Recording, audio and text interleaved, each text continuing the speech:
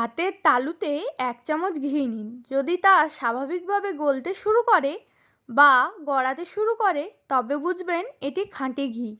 মানুষের শরীরের তাপমাত্রায় এই উপাদানটি গলে।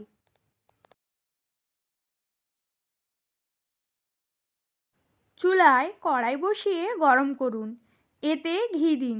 যদি দেখেন ঘি গলতে অনেক সময় নিচ্ছে বা রং বদলে হলুদ হয়ে যাচ্ছে, তবে বুঝবেন তাতে ভেজাল আছে, কারণ খাঁটি ঘি কড়াইয়ে দেওয়া মাত্রই গলে যায়।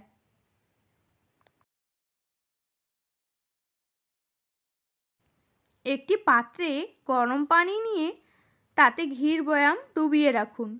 গলে গেলে ফ্রিজে রেখে দিন। যদি দেখেন ঘির বয়াম একই রকমভাবে জমাট বাঁধা ঘি আছে, তবে বুঝবেন এটি খাঁটি। ঘিতে অন্য উপাদান মেশানো থাকলে তা আলাদা আলাদা স্তরে জমবে, ফলে সহজেই বোঝা যাবে এটি খাঁটি নাকি ভেজালযুক্ত।